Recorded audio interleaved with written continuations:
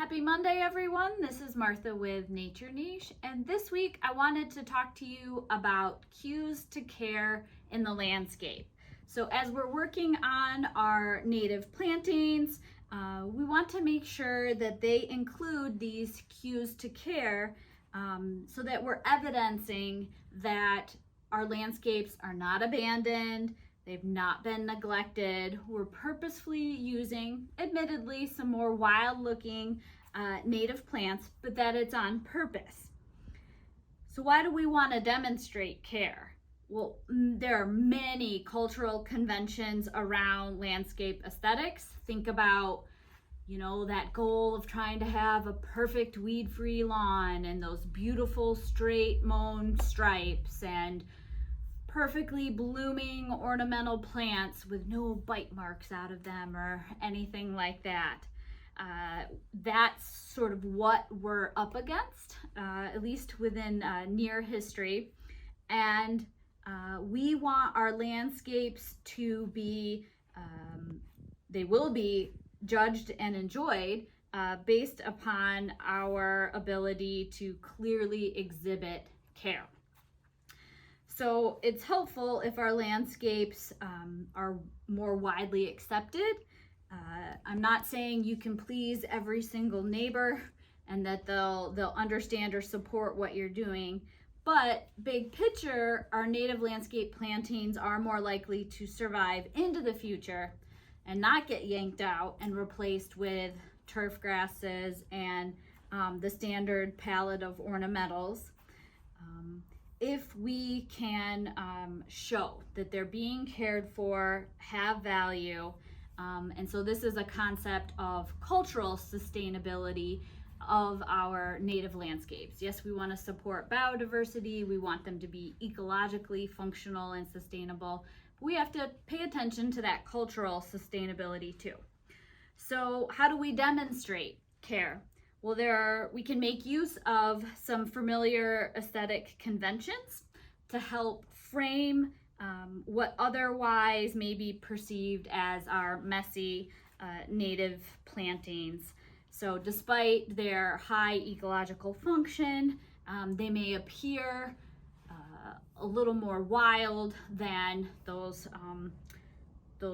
cultural conventions lead people to expect. So that's part of it. I mean, the other part is public education, and we're gonna have to change cultural expectations about and perceptions about what is beautiful and ecologically healthy. So public education will be a huge part of that as well. But I wanted to step you through some ideas of cues to care that you can incorporate into your own native landscapes. So the first, and many of the things I'm mentioning, these are things that I learned when I went through my landscape architecture program at University of Michigan.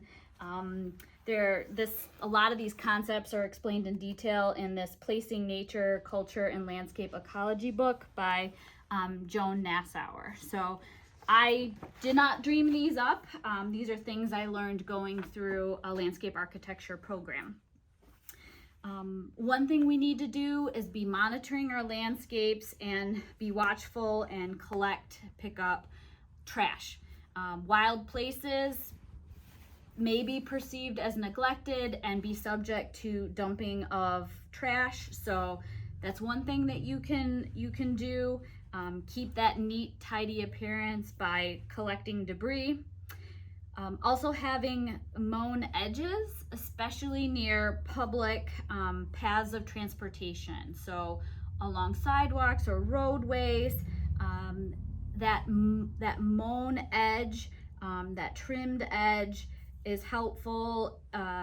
You can use it to create a sight triangle where driveways meet roadways or two roadways intersect. So for safety of drivers and pedestrians, but also of wildlife. It makes it easier to see that turtle trying to cross the road or the deer pose to run across the road. You also want to offer clean, tidy borders, and that's creating that idea of a frame around maybe the messier looking native ecosystem. So you can do that with fencing material, You can go more natural and use like log material as your border, rocks, pavers. There are lots of different ways to approach that, and if you use those materials right, you can help offer additional wildlife habitat with stone piles, with the way you have the logs placed. You can provide habitat for things like salamanders and reptiles and amphibians. And think about incorporating in your borders, even if you just use them sparsely, some straight edges. Straight edges in the landscape help cue that somebody is purposefully taking care of and doing things in the landscape. Having clear, well-maintained paths are great. So that can be for human access and enjoyment. So it's great for maintenance of your native plantings, but it also shows that they are cared for. There are ways to access them. So that can be mown turf. Maybe you take your turf grass lawn and do native plantings and you leave only mowed access paths. You can use wood chips. That's what I've done at my store site. You can use stone, so stepping stone or pea gravel. Some places use recycled shells or other aggregate made out of recycled material, bricks or other pavers. And again, some of those materials may double as habitat and shelter for wildlife. You can plant bright flowers in larger groups. So planting native species en masse is a great way. You repeat pattern and color in the vegetation. You can do that with a swath of ferns or a hedge of shrubbery, native shrubs as well. But you're repeating patterns in the landscape, which aesthetically help unify the patterns across the landscape. And it also helps pollinators and other wildlife find the nectar resources, the seed resources, other natural resources that you're providing for them. Don't forget to include artwork. That's another way. So things like garden stakes. On your fences, you can use different kinds of metal art or murals, or incorporate different kinds of artwork into the vegetation, or use them as a backdrop to the vegetation to help show care. You can place things along paths to help define borders, and you can use the artwork to create focal points in the landscape, so to help direct a view, enhance a view and direct attention to a particular spot. So you can do that with things like statuary and other forms of art. And that can be stone, it can be pottery, metal, wood, other recycled materials. Certainly be creative about it. They can be temporary or more permanent installations. And don't be afraid to use color and have that added bonus of the color helping you to attract species. For example, putting out more orange color as you're trying to attract migrating orioles to visit your backyard. I also think a really important, besides artwork, habitat structures and water features are a great way to add cues for care. And they offer shelter for wildlife. They're showing that your planting, your landscape is purposefully trying to support those native wildlife species, and you're helping to meet the critical need of shelter or fresh, clean water, all while indicating your care and purpose in the landscape. So think about bird baths and fountains. Here's an example, beautiful bird bath, easy to incorporate even in small areas. You can do Fountains are nice, or features in your bird bath that move water. That'll attract 10 times more wild birds. And it also adds a nice sound element to your landscape for human enjoyment as well. You can provide insect shelters, insect hotels, tunnel nesting bee habitats, bird houses and feeders, and butterfly houses or sheltering areas or feeders. Again, adding color and showing I'm supporting these native species, and the added bonus of making your landscape look more purposeful. And lastly, you can use signage. So that can be artistic and or educational. It's great if you can do both. It can be as simple as like using little plant tags. Our local Wild Ones chapter sells plant tags for doing native landscaping to help communicate what it is that you're growing, what are the native species, to garden signs on different topics like leave your leaves. This is a pollinator work zone. It can say something about, native wildlife habitat in progress, that you're supporting pollinators, that you're purposefully choosing not to mow to help protect wildlife.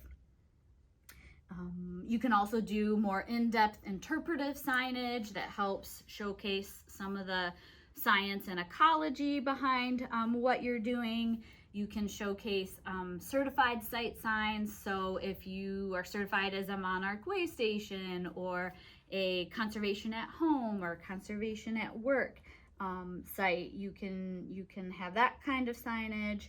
And I would also say, think about incorporating other human cultural elements like poetry, history, stories, the stories of the people and the place.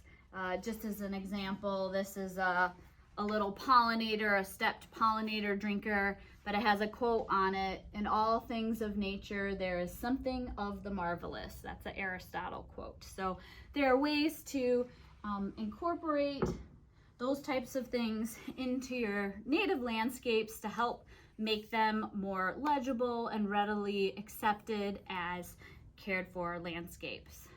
So I wanted to show you some actual landscape examples. Here's a mown turf grass path, more turf along a public sidewalk with native landscaping on the slope, a prairie framed by hardscape at the Aldo Leopold Center, a good example of using stone as a border, creative use of wood, both vertically and with horizontal logs to help define an edge.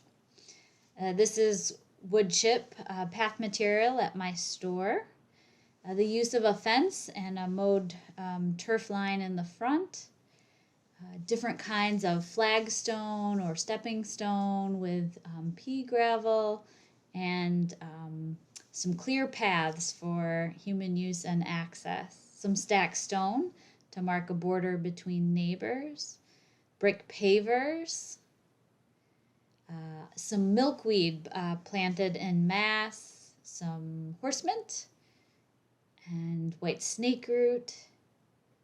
And purple love grass, all planted en masse to make an impact. Some sand coreopsis with the rain barrel, and a rain chain near wildflowers showcasing stormwater management. A bird feeding station behind a pollinator garden. A trillium sign and individually labeled trillium species and cultivars. Some ceramic mushrooms along a planting border. Some more metal art and pavers. Additional metal art in the landscape. Some tree signage that actually takes you to a website to learn more. This is an example from my storefront. The Monarch Way Station signage. Here's a burning conservation and a birdhouse doing double duty as signage and habitat. Some signs we put up to indicate what our prairie was, not a dog walking area, but a functional habitat area behind our store. Some interpretive signage from a local nature area, getting more into the ecology and the species that inhabit that landscape, and some more habitat and water features from my own backyard. So I hope that explanation of cues to care and examples in some different landscapes help you think about how you can make your native landscapes culturally sustainable by using some familiar aesthetic conventions that give cues to care in your landscape. Take care and have a good week.